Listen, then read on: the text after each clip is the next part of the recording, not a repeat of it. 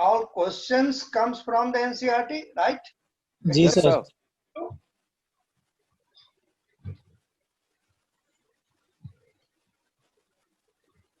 Is it right? You are right, so. Right. So now question, let other joins. Let us talk. Waiting for the students.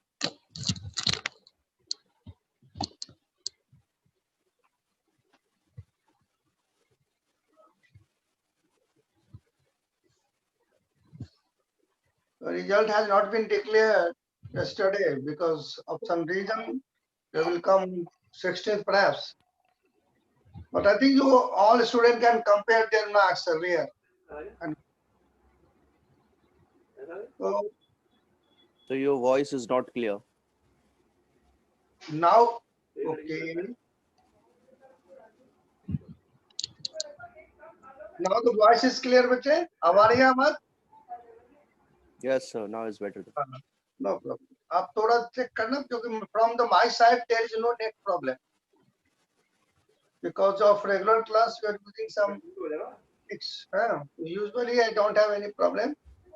तो इस तरह की बातें लगे तो आप थोड़ा चेक कर लेंगे और if you feel any problem in between just chat पर लिख देंगे stop or I am not listening, I am not understanding. ठीक है बच्चे, तो अब टाइम हो गया, मैं स्टार्ट करता हूँ, पहले आपसे बात करूँ। So in your opinion, अब आपको कैसे लगता है जो हम कैसे तैयार करें नीट के लिए? What is required? The thing is required जो अब एक्सपीरियंस हो गई तो बच्चे जो है वो ग्रास्प करते हैं। नंबर 1, हमको we are getting only 60 seconds for one question. So we have to find out answer quickly, correctly and coordination. 3 चीजें बच्चे याद रखना, quick, correct and coordination. Coordination का मतलब है यदि कोई एक चीज हमारी बुक में, ये सीधे बोर्ड की एग्जाम नहीं है, this time you might have enjoyed the matching time,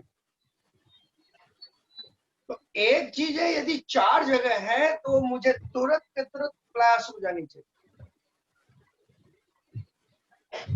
for example मैं आपको बताऊं, फॉर एग्जाम्पल मैं छोटी सी एग्जाम्पल लेके आपसे बात करता हूं। Suppose I am talking about mycorrhiza, तो जस्ट अब रिकॉल करो बच्चे माइकोराइजा कहाँ था। अभी हमने स्टार्ट नहीं किया, जस्ट वी आर डिस्कसिंग कैसे हम स्टार्ट करें। Suppose it word are there which of the following true और not true about mycorrhiza. So when we see the question, immediately all matters in our book must haunt in my mind, ये कहाँ है और within that time हमको clear होना चाहिए। हम option में से आंसर नहीं ढूंढेंगे, क्वेश्चन देखते ही आंसर हमको पहले दिमाग में आ जाएगा, फिर हम देखेंगे ये मेरा आंसर है। तो फॉर एग्जाम्पल मैं एक लिया, जैसे ये हमारी 22 पेज पर भी है, 11th क्लास में ये 38 पर भी है, 185 पर भी है, 186 पर भी है 11th में, और 12th में ये 188 12th में है एज ए ग्लोमस। तो पढ़ना वही है बच्चे, but we have to do in a different way. ये हमारी आपकी दोनों की मेहनत से कामयाबी होगी, जो हम कैसे इसको याद रखेंगे फॉर लॉन्ग टाइम और क्विक रिकॉल करेंगे, इसकी टेक्निक देनी है हमको ज्यादा। यदि आपको बीच में लगे कुछ क्वेश्चन टेक्निक पर, तो you will can raise the question like this. मान लो ये इतनी जगह है, यहाँ से हम कुछ भी क्वेश्चन बनाते हैं। Here matter is different, here matter is different, in these two cases matter are different, here matter is different, but all about the mycorrhiza. अभी कहो इससे मैं 10 क्वेश्चन सिर्फ mycorrhiza पर on the basis of NCERT तैयार कर। This is the example. अब now question arise, you tell me very clearly. Generally what happens when we give the book, तो बच्चों को भूल जाती है 11th की मैटर। Am I right? जी सर। अच्छा, आप यदि आपको लगे है नहीं अपनी ओपिनियन, तो अभी डिस्कशन में रखो, मैं आपको बताऊंगा, क्योंकि मेरा तो दिन रात का इतने काम है। तो मैं तो जानता हूँ कहाँ हमारे बच्चे सक्सेस होंगे, कैसे करेंगे, हो जाएगा। यदि आप मेहनत के लिए तैयार हैं तो नथिंग इज इम्पॉसिबल। टेक्निक को फॉलो करना है। होता क्या है, जैसे आपने तैयारी करी तो just think about the physics. Physics में मान लो हमने कहा था बच्चे आप दीवार में धक्के मारो, मार रहे हो धक्के, एनर्जी आपकी लग रही है पर वर्क डन नहीं होता, because of is no displacement. तो लाइक दैट जो हम वर्क कर रहे हैं वो हमारा वर्क डन होना चाहिए। उनको स्मार्ट स्टडी करनी है, smart study, not enough NCERT से बाहर अपना चाहिए। एक्स्ट्रा मैं खुद ब खुद बता दूंगा, जो इतनी ज्यादा है इसमें ये मैटर एनसीईआरटी में छिपी है, ये इतना आगे तक जा सकते सेटर। जैसे फॉर एग्जांपल मैं आपको बताऊं, स्टार्ट करने से पहले फिर आपसे मैं राय मशवरा करके चैप्टर स्टार्ट करूंगा। जैसे अपने रेस्ट्रिक्शन एंजाइम पढ़ी तो बुक में हिंट टू दे दिया फर्स्ट डिस्कवर, ठीक है, 195 पेज पे, 12th क्लास। अब हिंट टू का रेस्ट्रिक्शन साइट नहीं दिया तो वो वहां आगे भाग जाएगा। अब इस बार आपको जैसे कि डीएनए रेप्लिकेशन से हेलिकेसेस पूछ लिया, बिकॉज बुक में वर्ड लिखा एंजाइम्स, एस लिख के छोड़ा, तो हमको सारे एंजाइम कर डालने, इतनी आगे बढ़ना है। अब लेटर से स्टार्ट। अब देखो मैं अब चुप क्लैरिफाई ऑल द चैप्टर्स। दो तीन चीजें बड़ी जरूरी होती है। Number 1, concept of biomolecules, this is the ABCD of whole biology. अब यदि बायोमोलिक्यूल्स फर्स्ट कॉन्सेप्ट नहीं है तो अब आप देखो हमारी, यदि आप हमारे बात से एग्री नहीं करेंगे तो आप बोलेंगे नो सर, एकदम ओपन डिस्कशन। तो बच्चों को, हमारे बच्चों को डिस्कस होगी फोटोसिंथेसिस में, ये रट्टा मारेगा बच्चा तो भूल जाएगा। रिस्पिरेशन में दिक्कत आएगी बच्चे को, भूल जाएगा। डाइजेशन, ये डाइजेशन जो हम पढ़ते हैं रट्टे मारते हैं, नहीं रट्टा मारना है। All are biomolecules related to nitrogen fixation. तो are you agree with this? जी सर। हाँ, तो बायोमोलिक्यूल्स जो चैप्टर नंबर 11 का 9 है।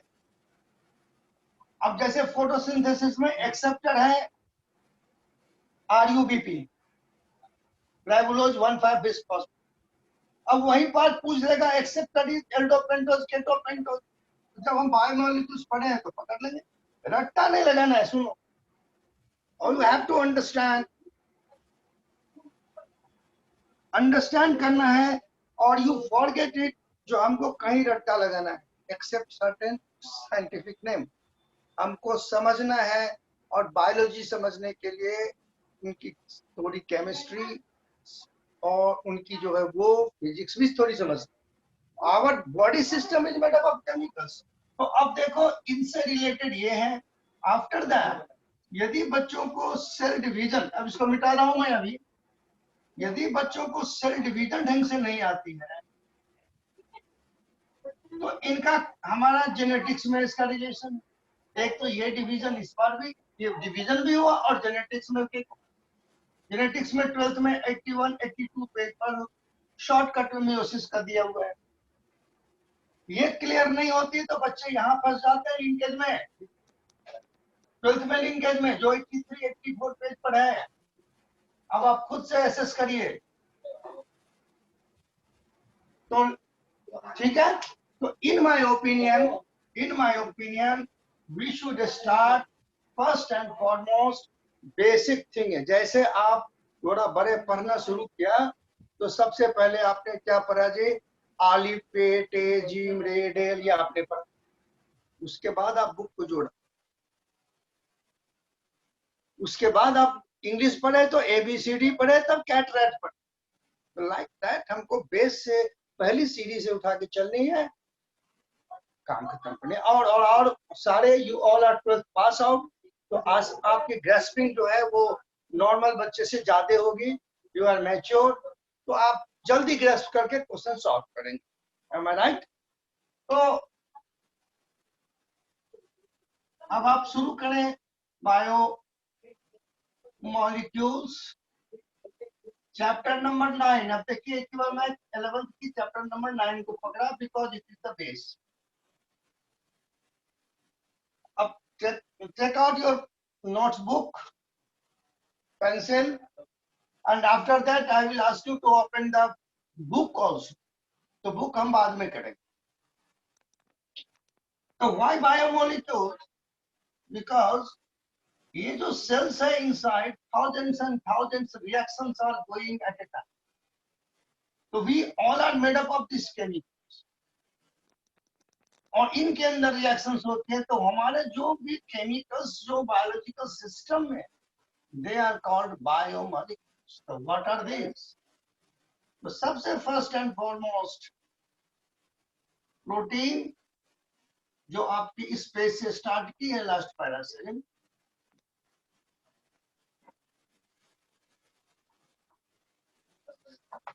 और बीच में मैं जितना जितना पढ़ाऊंगा उसकी सब ऑब्जेक्टिव भी करते चले जाएंगे साथ के साथ।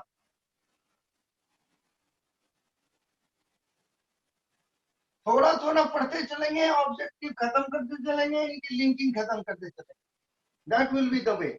और any time will be free to send the question. अब चलो हमने स्टार्ट किया बायोमोलिक्यूल से। After your discussion protein, carbohydrate, then we'll come on the fat, that is lipid. Then fourth, what is required, that is vitamins, minerals. Last but not least, water. So these compounds are one thing I have to add here. It will be on 7, it will be on 6, it will be on 5. Fourth is nucleic acids.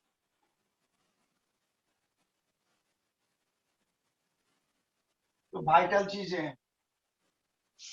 तो before to start nucleic acid, यहाँ से हमको ये सारी chemistry चाहिए। तो sequence में first you note down the what are the biomolecules you have to study on which every phenomena of the cell depends. That is protein, carbohydrate, fat, vitamins, minerals, and water.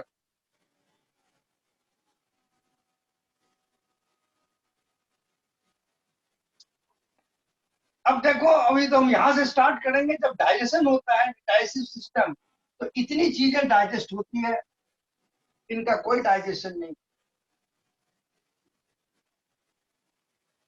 ये हर जगह है।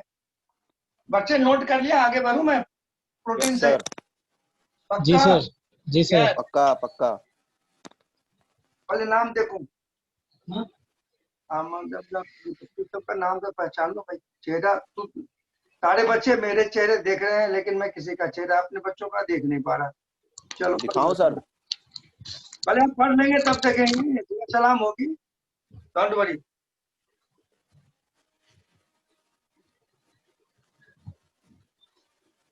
पहले पढ़ेंगे फिर दुआ सलाम होनी है। अब let us come on this protein, और you know about this name. Chemistry में भी पढ़ा होगा आपने, चैप्टर नंबर 14 में। अब देखो ये प्रोटीन की कॉन्सेप्ट कहाँ कहाँ जाएगी। You know it's unit.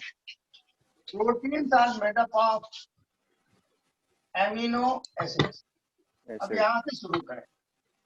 तो in your terms of your chemistry, proteins is the polymer of amino acid. यदि आप केमिस्ट्री की भाषा में बात करो तो इनके पॉलीमर है। चलो बच्चे आप बताओ कितना आप अभी रिकॉल कर रहे हो, एमिनो एसिड कितने टाइप्स के हैं?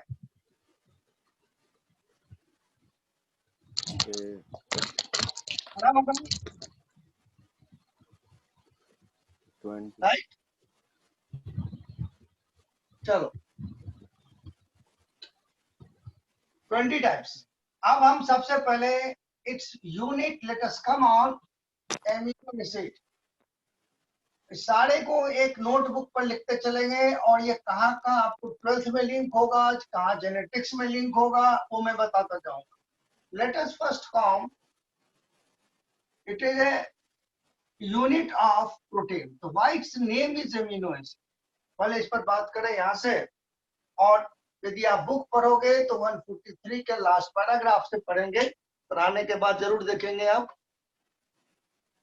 तो अब let us talk about the name. अब ये देखो, पहले मैं ये बनाता हूं आपको मीथेन।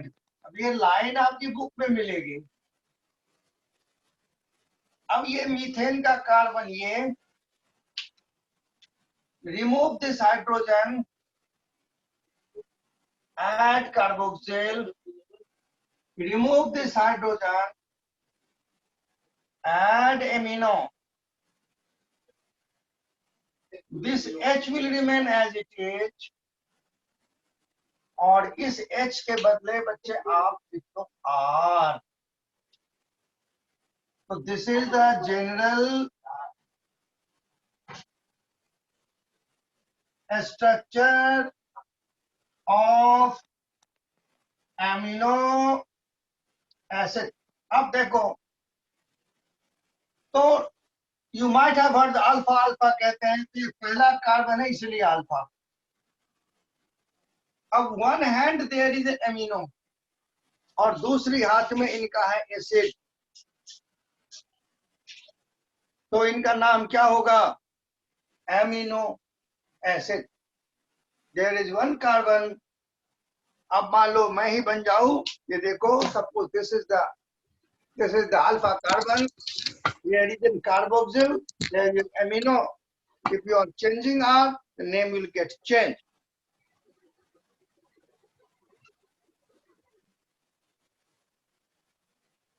स्ट्रक्चर बन जाए बच्चे तो बता देना।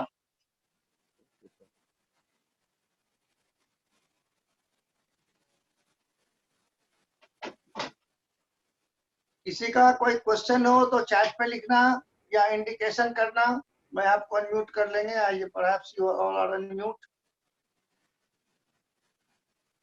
एक भी डाउट लेके आगे नहीं बढ़ना है, not even a single doubt. इसमें 2 हाइड्रोजन निकाल के R डाला, फिर COH डाला है। ये R है, यू नो इन केमिस्ट्री में R is variable. Yes sir. अब R को वैरी करके एमिनो एसिड का नाम करेंगे ना। ये जनरल स्ट्रक्चर हुआ किसी भी एमिनो एसिड में। एक बीच में जो ये पहला कार्बन है जो अल्फा कार्बन है, एक कार्बोक्सिल और एक एमिनो होना ही है, यस सर। इसलिए इनका नाम हुआ एमिनो, और कार्बोक्सिल के कारण एसिड, एमिनो एसिड। अब आंख मूंद के आप देखो तो स्ट्रक्चर दिख रही है आपको? जी सर। चलो, अब हम कुछ एमिनो एसिड के नाम लिखते हैं और स्ट्रक्चर आप बिना देखे बनाएंगे, because now you know the general structure. सिर्फ हम आर को चेंज करेंगे और सारे स्ट्रक्चर बनेंगे। Then I will tell you to open the book, और जब क्लास चलती है तो आप साइड में 11th और 12th दोनों साथ में रखो आप बच्चे एनसीईआरटी, क्योंकि हम एक चीज आपको पढ़ा, क्योंकि ना you are not in 11th और 12th, हम लोग नीट की बात कर रहे हैं। तो एक डिस्कशन होगी बुक में, कहीं भी होगा तो हम आपको ओपन करने को कह सकते हैं फिर, तो आप देख लेंगे। तो अपने बगल में 11th 12th की बुक दोनों रखे, एनसीईआरटी, पेंसिल, इरेजर। अब देखो, हम name of certain amino acid करते हैं। I think to remember, first मैं लिखता हूं यहाँ ग्लाइसिन।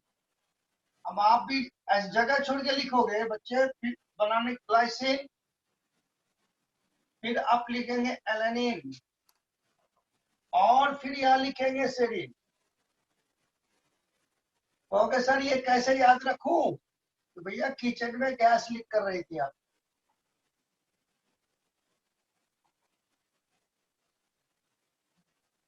अब ये कहीं ना कहीं आप खोलेंगे, एक ही जगह बुक में मिलेगा। G stands for glycine, A stands for alanine। Alanine भूल जाए तो अल्लादीन का चिराग, सेरीन।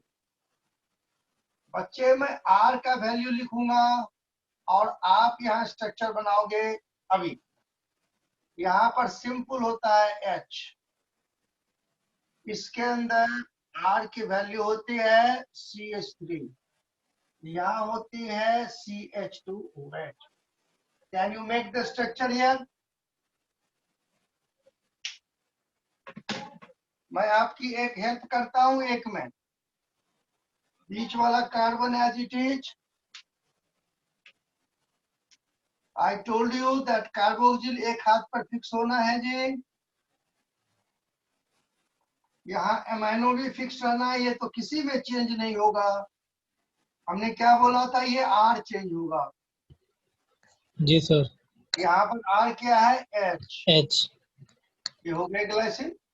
तो अब इस तरह से आप दोनों बना लोगे। जी सर।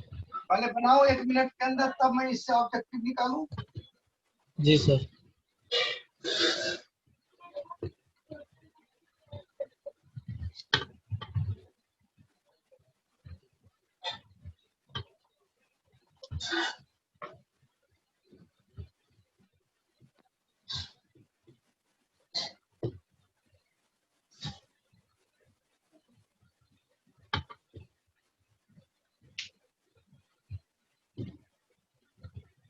बन जाए तो बोल देना बच्चे, हो गया।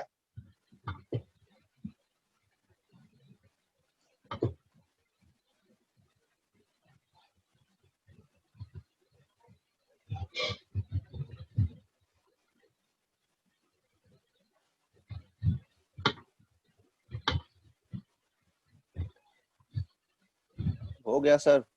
गुड। अब आप मिलाइए। अब देखो मैं क्या कहा था, आपको रट्टे लगाना ही नहीं है। चाहे हम, ये तो सिंपल है, हम कॉम्प्लेक्स से कॉम्प्लेक्स में चलेंगे। अब देखो यहाँ पर आपने जोड़ा है CH3, ये हो गया लेनिन, और ये अल्फा कार्बन। अब देखो यहाँ NH2, यहाँ सिर्फ बार बदल रही है, यहाँ CH2OH। ठीक है। अब ये बताओ कोई बच्चे जो आपने अपनी बुक में कहीं पर तीनों एक जगह बना हुआ देखा है? चलो नहीं सर। अभी याद आएगा बच्चे, बगल में NCERT है आपकी। जी Yes, सर sir. रखे हुए हैं। 11th class 145 top right hand side, बोलिए। Okay sir. Sir page 11th नंबर। क्लास 145 और राइट हैंड साइड 3 स्ट्रक्चर है उसमें। Yes sir. हो गया बच्चे? Yes sir. जी सर दिख गया। बताओ रटना पड़ा क्या? नहीं सर। अब इसमें No, से sir. चूंकि हमारी बुक में प्रिंट है तो पूछ लेगा ना, which of the following is the structure of alanine, glycine और alanine, कुछ भी पूछ सकता है क्वेश्चन ना, वहाँ चूंकि प्रिंट है। आपकी केमिस्ट्री बुक में भी 20 के 20 बने हैं। इन कोर्स ऑफ टाइम में आपको सारे यहीं के यहीं करा लूंगा। अब सुनो का, तो अब ये स्ट्रक्चर हो गए। अब यहाँ से इसी तरह बना, अब यहाँ से क्या ऑब्जेक्टिव बनेंगे। नंबर 1 साइड में बच्चे क्वेश्चंस भी लिखते चले जाओगे आप। फर्स्ट हो गया recognition of glycine, alanine, serine. तीसरा क्वेश्चन हो गया which of the following is the simplest amino acid। तो R की वैल्यू H से कम हो नहीं सकती, तो ग्लाइसिन जो है ये सिंपलेस्ट एमिनो एसिड है। ये कई बार इस तरह के क्वेश्चन पूछा जा सकता है, आपको या पूछा हुआ है। Which of the following is simplest amino acid? That is glycine। दूसरा, अब आप लोग केमिस्ट्री में सिमेट्रिकल एसिमेट्रिकल कार्बन एटम पढ़े, जी सर। तो यहाँ कोई भी एसिमेट्रिकल कार्बन एटम नहीं है। नेक्स्ट, तो यहीं पर लिखोगे which of the following amino acid do not have asymmetrical carbon atoms? No asymmetrical carbon atom. तो ये इतनी तो हमारी बायोलॉजी में है, लेकिन यही चीज आपकी केमिस्ट्री में है, तो वहां एक चीज बढ़ जाएगा, क्योंकि एसिमेट्रिकल कार्बन एटम नहीं है तो ऑप्टिकली इनएक्टिव होगा। याद आ रही है आपको? जी सर।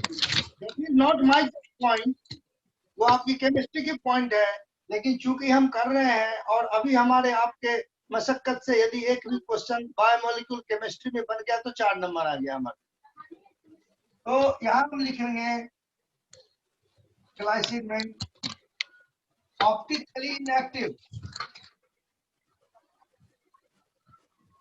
Optically inactive. ठीक है बच्चे, इसको मिटाऊं मैं? Yes sir. अब आप कुछ सेकंड के लिए आंख मूंद के देखो, तीनों स्ट्रक्चर आपके सामने नाच रही है।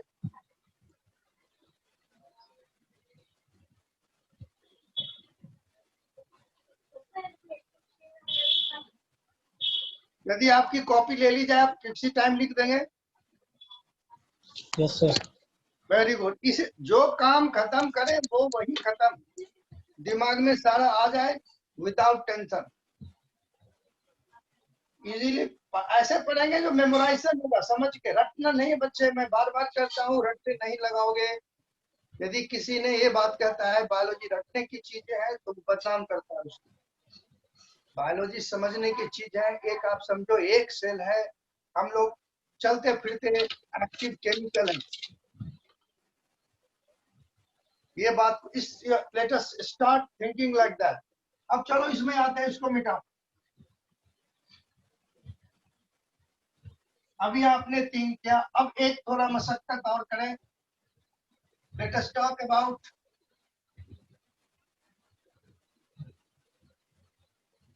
Sulphur containing amino acid.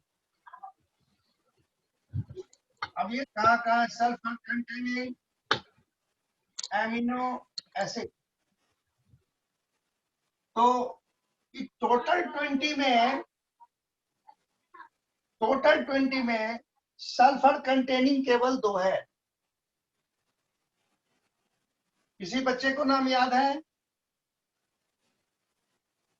नहीं याद है तो ऐसे करें, चीफ मिनिस्टर सीएम आ गए Arvind Kejriwal. Sulphur containing acid, chief minister. This C stands for cysteine, M stands for methionine। ये 2 है sulphur containing. Now I will write the value of R और आप स्ट्रक्चर बना दोगे।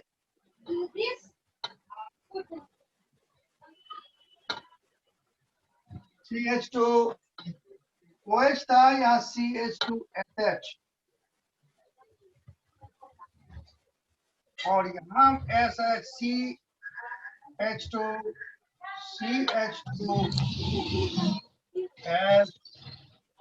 CH3 यहाँ से आपको जोड़ देनी है। मिल जाएगा? बच जाएगा बच्चे?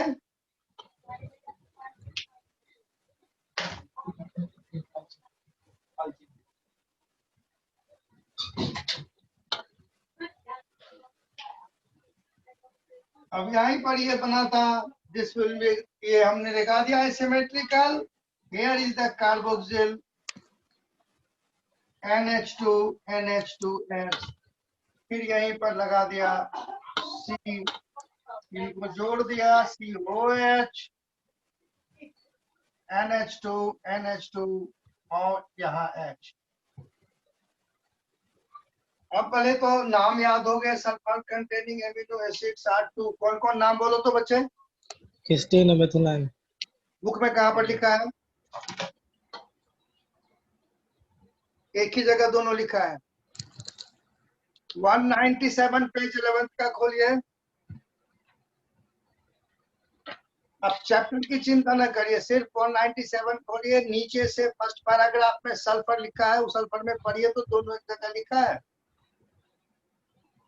जी सर, एक ही जगह पे लिखा हुआ। देखो आगे। अब वहां पर वो क्या कर रहा है हरकत तो हम बातें बात करेंगे। अब ये लिंकिंग वहां कर दिया आपको, यहाँ पर अपने लिख लो, जहां पर कॉपी में लिख रहे हैं क्या लिख दे? 11th 197 last para. आपको पेज से मतलब नहीं है, लेकिन वहां रिकॉल हो जाना चाहिए कि हमको कहां पर है। यही ट्रिक है। अब हो जाएगा। यदि आप तहे दिल से बैठे रहेंगे, करते रहेंगे, तो आपको इस काबिल हम बना लेंगे। जो पेज की जरूरत आपको नहीं है, मुझे जरूरत पड़ती है। जो भाई 50 बच्चे हैं तो फिर मैं उसमें क्यों बोलूंगा ये पेज खोलो, सीधे बोल देता हूँ ये पेज नंबर पैराग्राफ देख लो बच्चे। आप बच्चे सोचो। अब ये बताइए ये जो 16 है एस, इसका तमाशा हमारी बुक में कहाँ कहाँ आया है। अब मैं आपको थोड़ा रिकॉल कराता हूँ how it is linked with another chapter. अभी हम एमिनो एसिड ही चलेंगे no doubt, but how it is linked वो बता रहा हूँ। अब जरा सा 12th क्लास की 151 पेज खोल के देखो तो आई थिंक ये सब तो अभी आपने बोर्ड दिया होगा, सारे याद ही होगा आपकी। एंटीबॉडी का स्ट्रक्चर ऐसे बना हुआ है। 12 151 बिना बच्चे। सर अच्छा, अभी उसको पढ़ाऊंगा नहीं, सिर्फ देखो ये कहाँ लिंक होती है। यहाँ जो ये ऐसे करके एस एस बनाए हुआ है, एस एस, ये एस एस, ये है डाइसल्फाइड लिंकेज, और ये इसके कारण है। तो जब हम इस चैप्टर में आएंगे तो फिर आपको मैं बताऊंगा ना ये डाइसल्फाइड कहाँ से बना जी। Yes sir. ये यहाँ बना, इनका रोल ये डाइसल्फाइड लिंकेज में है। डाइसल्फाइड लिंकेज यहाँ भी है। डाइसल्फाइड लिंकेज आपने बायोटेक में इंसुलिन में भी पढ़ी, हाँ या ना। जी सर। अब अभी उसमें ना जाएंगे। अभी तो मैं आपको ट्रेलर बता रहा हूँ जो कैसे लिंकिंग होती है। अभी हम लोग एमिनो एसिड पढ़ेंगे। देखो अभी एमिनो एसिड पढ़ रहे हैं और लिंकिंग हो गई 11th 197, इनका 151 बायोटेक। चलो अभी आपने 5 कर लिया, कोई बात नहीं। अब हम दूसरी मैटर पे आते हैं। इसको मिटा रहा हूँ। जी सर। सल्फर कंटेनिंग का नाम एक बार फिर बच्चे बोल देंगे। 16 मेथिनाइन। Citrine chief minister. अब पहले 3 कौन थे वो बोल देंगे। सर ग्राफीन, एलेनाइन और सेरीन। Very good. अब हम देखते हैं जो प्रोटीन जो बन रही है, दो इम्यूनो एसिड आपस में कैसे जुड़ते हैं, क्यों जुड़ते हैं, वो सब आपने पढ़ रखा है। All of you know but not able to link. बच्चे हेडिंग लिखो।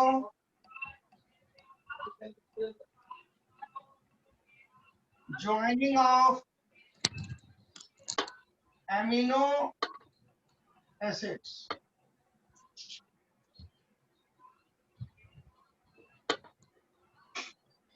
चलो अब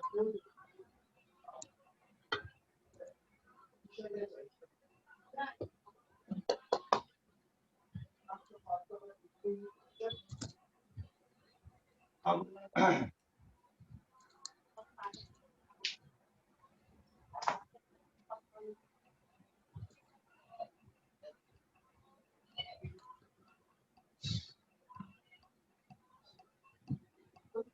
यहाँ प्लस लगना है। अब देखो दो एमिनो एसिड कैसे जुड़ती है, और मैं आपको बताऊं you all have studied it, आप पढ़ चुके हैं इसको। अब कहाँ पढ़ चुके हैं वो मैं आपको रिकॉल कराता हूँ बताने के बाद।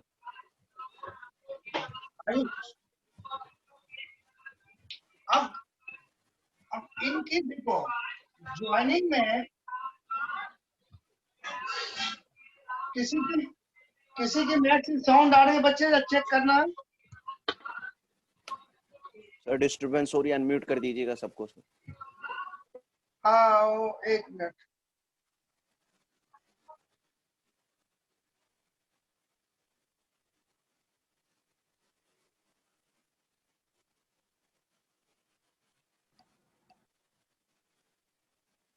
क्योंकि आप बड़े बच्चे हैं, आप लोगों को अनम्यूट ही रखना पड़ता है क्योंकि डिस्कशन में आराम होता है ना, नहीं तो। चलो आवाज बंद होगी। छोटे बच्चे को, बड़े बच्चे हैं इनको तो करना पड़ता है। देखो बच्चे अब जब दो एमिनो एसिड जुड़ती है तो एक कार्बोक्सिल और एमिनो की रिएक्शन होती है, इन दोनों में रिएक्शन होती है। तो इनकी OH और देखो इनकी H मिल गया और निकल गया 1 H2O मॉलिक्यूल, वाटर मॉलिक्यूल निकल गया। इनका C और O निकला, बच गया। I am writing this oxygen here and joining this nitrogen with this here, this hydrogen ये जुड़ गया जी। Now rest you as it is। पहले बच्चे समझो, उसके बाद आप इसको नोट करेंगे, फिर मैं आपको बताऊं तो कहाँ आपने इसको पढ़ा है, इसको अप्लाई किया है। अब इसको ये जो कार्बोक्सिल एमिनो के बीच रिएक्शन से एक मॉलिक्यूल वाटर निकल गया और ये तो बच गया, this is called peptide bond या लिंकेज। नाम सुना होगा आपने। पहले आप इसको बनाए, हाउ दे गेट टू, फिर I am telling you what you have studied it.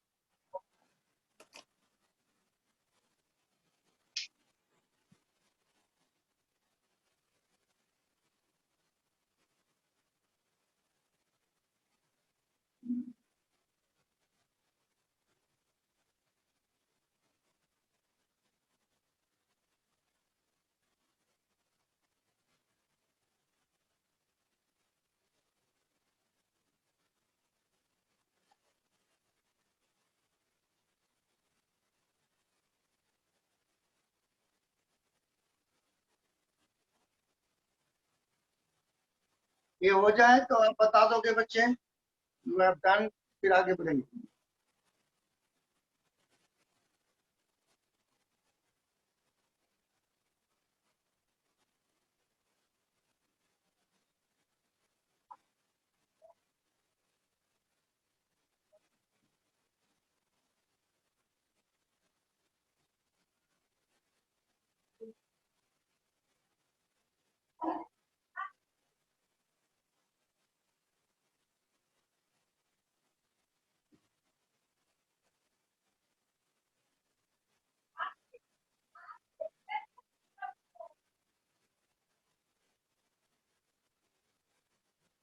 Sir हो गया। अच्छा अच्छा, अब देखो ये पेप्टाइड बॉन्ड एक जगह सिर्फ बुक में लिखा है, जो there is reaction between carboxyl amino like this. तो यदि आपकी ओल्ड वाली एनसीईआरटी है तो 151 पेज पर सेकंड पैराग्राफ पर पेप्टाइड लिखा होगा 11th क्लास में। So on which page? 151 51 31 151 151 ji sir मिल गया। मिल गया अंडरलाइन। जी आप सर। देखो लाइन पढ़ के देखो, 11 क्लास की लाइन पढ़ के देखिए। अब है क्या, ये अलग अलग दिया है, अलग 11th अलग ना? दिया है, तो बच्चे कैसे समझेंगे। सर 11th 12th 11th ये 11th की 151 पर पेप्टाइड बॉन्ड आप फाइंड आउट करें। नई वाली बुक है तो पैराग्राफ थोड़ा चेंज कर दिया है पेज, अदरवाइज आपके पास ओल्ड वाली होगी। तो in my opinion 11th class 151 second paragraph पर है और वहीं पर आपकी ग्लाइकोसिडिक भी लिखी है। जी सर। Yes sir. तो ग्लाइकोसिडिक कार्बोहाइड्रेट की है, उसको अभी हम उसकी जिक्र न करेंगे। बच्चे बताओ, अब रिकॉल करो, ये पेप्टाइड बॉन्ड फॉर्मेशन आपने कहाँ पढ़ा है, अब बताता हूँ मैं। अब ये तो क्लियर हो गई, जो पेप्टाइड बॉन्ड ये होती है, इनके रिएक्शन होता है। अब आप 12th क्लास में जो प्रोटीन सिंथेसिस पढ़े हो बच्चे, एक नजर डाल दो तो 115 पर 12th क्लास की। So 115. 115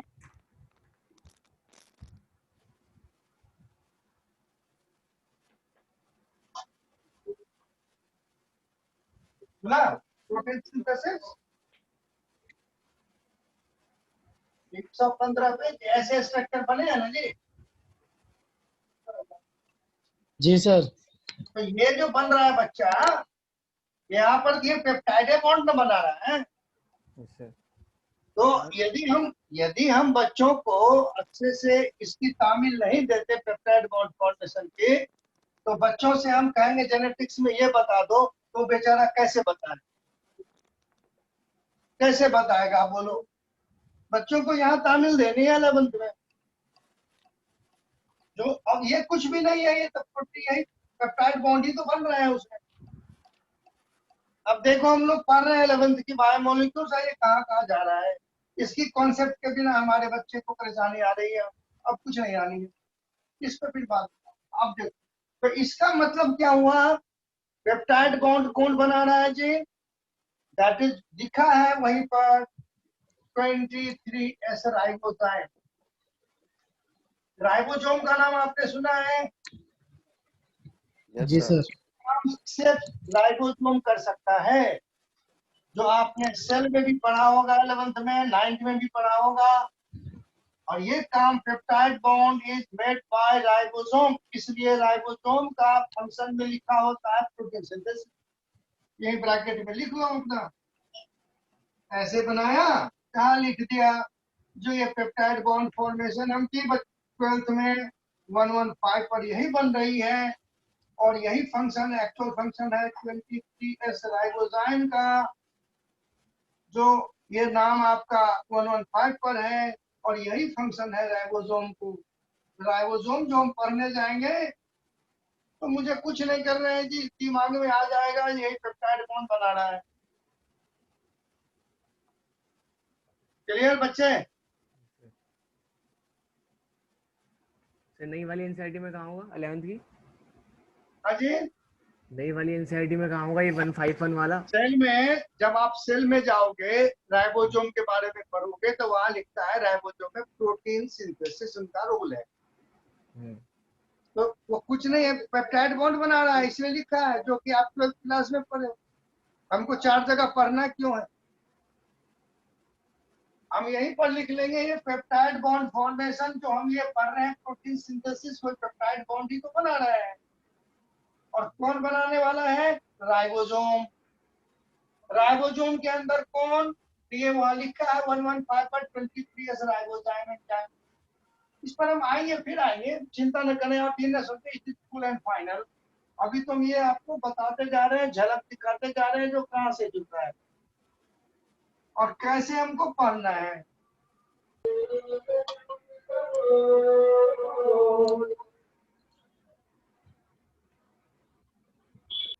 अब दूसरा तीसरा बात देखिए, when you eat protein, chicken खा लिया आपने तो उसका क्या हुआ, चिकन में खूब खाते हैं हम, चिकन खाते हैं भाई, खाओ खूब खाओ, आप प्रोटीन है, खूब अंडे खाओ, खूब प्रोटीन है। तो प्रोटीन क्यों खाते हैं आप? For amino acid. तो आपके अंदर डाइजेशन क्या हुआ, you are eating protein in long chain. तो ये जो बना, आपकी जो डाइजेशन में जाओगे तो आपकी डाइजेस्टिव एंजाइम इसमें एक मोलिक्यूल वाटर ऐड कर देता है। अब डाइजेशन देखिए, जब ह्यूमन फिजियोलॉजी में घुसेंगे तो डाइजेशन ऑफ प्रोटीन 10th में भी पढ़े होंगे, 11th में पढ़े होंगे। या ये एंजाइम इसमें एक मॉलिक्यूल वाटर दिया, ये दोनों अलग हो गया, ये हो गया डाइजेशन। आई समझे बच्चे बात? Got the point?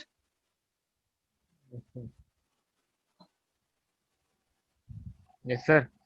अब देखो सिंपल, हम एक पढ़ रहे हैं बायोमोलिक्यूल्स, खत्म करते करते कई जगह की बातें समझ में आ जाएगी। ये ब्रेकिंग ऑफ पेप्टाइड बॉन्ड ही तो है डाइजेशन ऑफ प्रोटीन। वहां पर हमको क्या कहना पड़ेगा, कुछ भी नहीं। हाँ बच्चा, ये हो गया तो हो गया। हाँ वही पढ़ेंगे कि ये एंजाइम कैसे तमाशा करता है, जो इसमें वाटर डालता है, दैट इज सेपरेट। तो चलो हमने पेप्टाइड बॉन्ड फॉर्मेशन पढ़ ली। पेप्टाइड बॉन्ड बनाने वाला कौन? किसी भी ऑर्गेनिज्म में, चाहे प्लांट हो, चाहे एनिमल हो, चाहे बैक्टीरिया हो, राइबोसोम ही बनाएगा पेप्टाइड बॉन्ड, दूसरा नहीं बना सकता। बच्चे लिख लो आप। तो हमको सेल में राइबोसोम का फंक्शन पढ़ना ही नहीं है। Peptide bond in all cases always made by this one. अब आगे बढ़ते हैं। अब हम थोड़ा सा टाइप्स ऑफ एमिनो एसिड में आते हैं।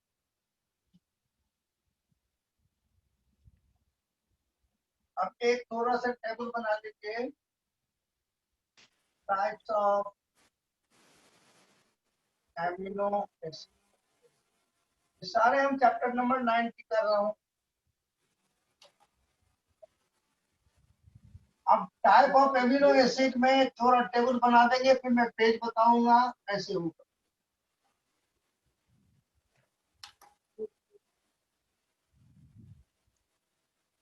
On the basis of number of carboxyl and amino.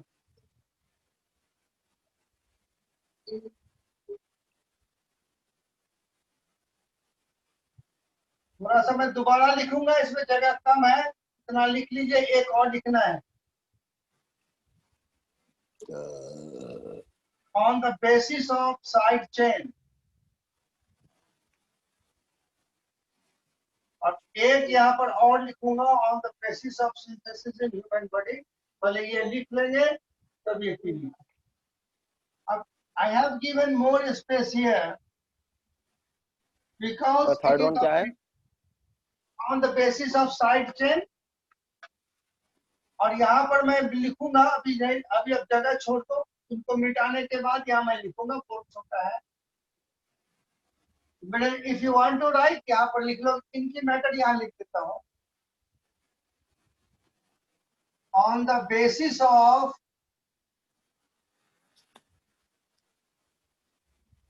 Synthesis in human body.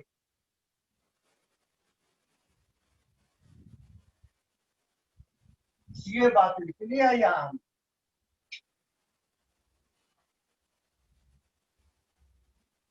अब इसमें 3 करेंगे आप, neutral,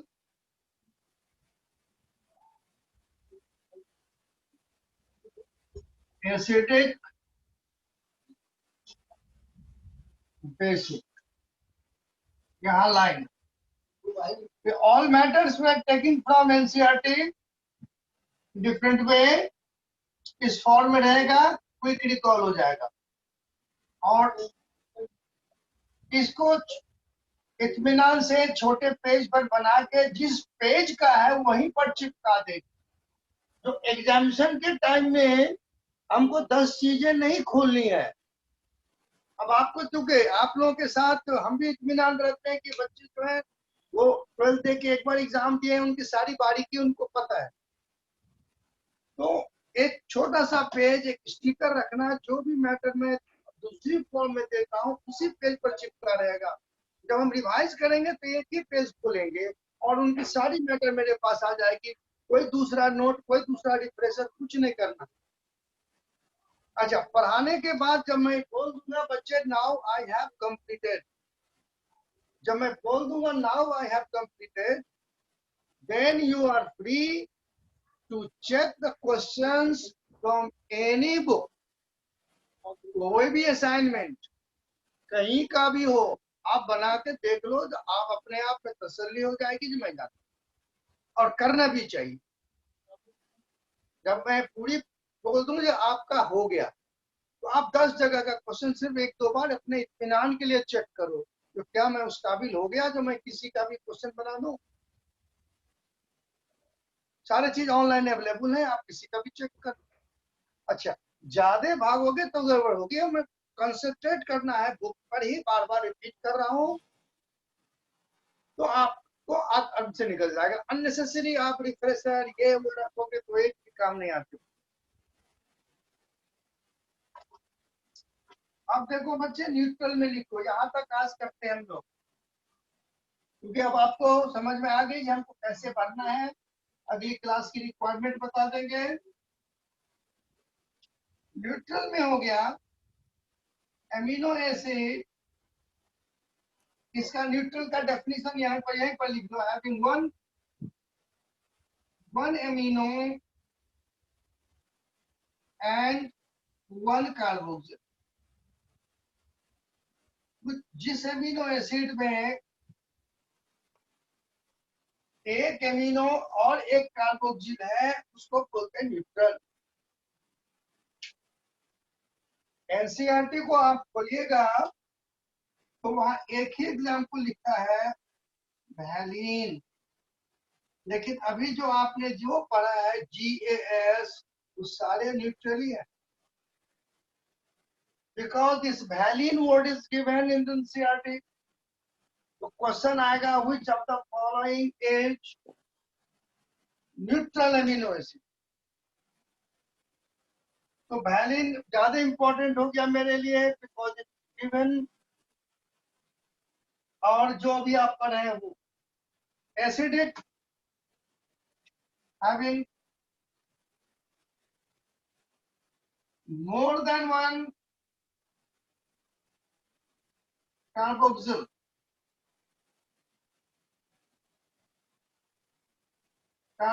group, more than one carboxyl group।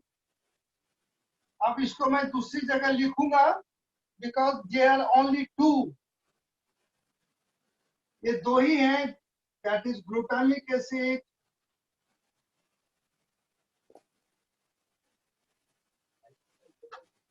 and aspartic acid। अब इसकी मैं स्ट्रक्चर भी आज ही आपको कमांड करा दूंगा। There are only two GA, glutamic acid, aspartic acid.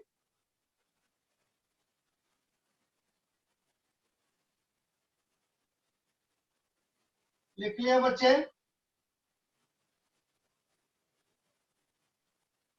Ji sir. हाँ, अब इसका मैं इसको तो अगले दिन खींचूंगा, इसको मैं थोड़ा कमांड करा लूं पहले।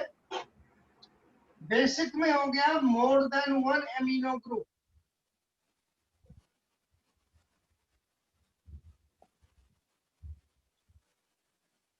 अब इसमें एनसीईआरटी में आपका 3 नाम लिखा है।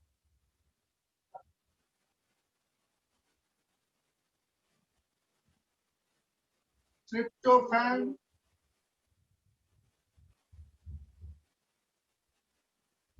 फिनाइल एलानिन, इस सारे का स्ट्रक्चर टाइम पे मैं आपको सब करा दूंगा, सारे टिप एट द टंग हो जाएगा। एंड टायरोसिन,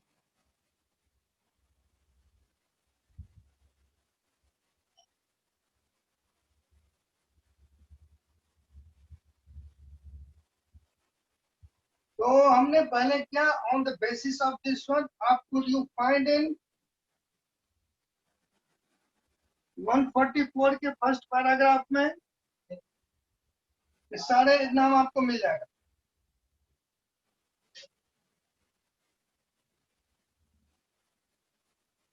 अब देखो, जब आपने नोट कर लिया बच्चे?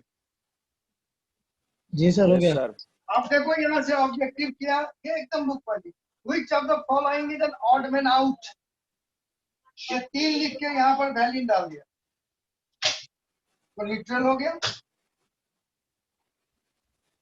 which of the following is acidic, इसमें 3 डाल के इसको घुसा दिया। तो अब इस 3 में न्यूट्रल एसिडिक बेसिक से रिकॉग्नाइज में आप सोचो तो कितने टाइप के क्वेश्चन आप ही जनरेट कर सकते। Yes sir. यस। अच्छा, एक बात और Yes, sir. करूंगा, जिस जैसे हमने एमिनो एसिड को खत्म किया, इमीडिएटली आप ऑफिस को कहिए मैं दूंगा, जो ऑब्जेक्टिव देंगे तुरंत सॉल्व करके फिर बैकअप चाहिए, तुरंत प्रैक्टिस, काम खत्म। ठीक है बच्चे? तो अभी तो आज के लिए मैं इतने रखता हूँ। जो हैव एनी क्वेश्चन, अगले में आपको याद करना है कि सबके स्ट्रक्चर देखनी है, अब ये करनी है, ये करनी है। अब मेथड ऑफ स्टडी समझ में आ गई आपको? जी सर। अब आप क्या करोगे, अगली क्लास से दोनों बुक साथ रखोगे, स्टिकर वाली बनाओगे, कोई रफ कुछ नहीं, सारा काम धीरे धीरे करेंगे इत्मीनान से, full and final, pending work नहीं। हम टाइम देके आपको यहीं पर याद करा लेंगे, काम खत्म कर लेंगे। उसके बाद यदि आपके पास कोई भी बुक हो, अब थोड़ी आप एमिनो एसिड का क्वेश्चन बनाने के लिए बच जाए। ठीक है बच्चे, जी सर। तो आज के लिए तो- खुदा हाफिज। जी सर। फिर हम मिलते हैं, बाय। तो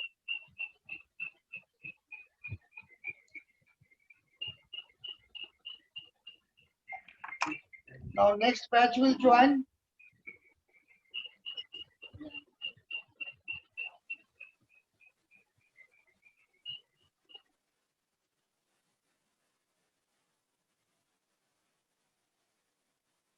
So can we leave the class?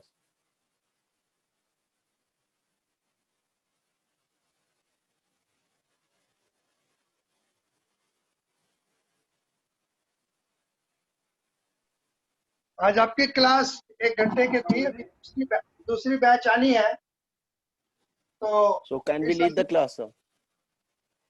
Sir से पूछ लेते हैं टाइम, हो सकता है कल इसी टाइम हो। आप एक ठीक है। काम कर सकते हैं, और भी एक काम कर सकते हैं, सुनो, एक काम और कर लो बच्चे जाने से पहले। You note down my number out, direct भी पूछ सकते हो व्हाट्सएप पे, व्हाट्सएप डाल देना Yes, sir. आप। Yes, sir. It will be helpful for us.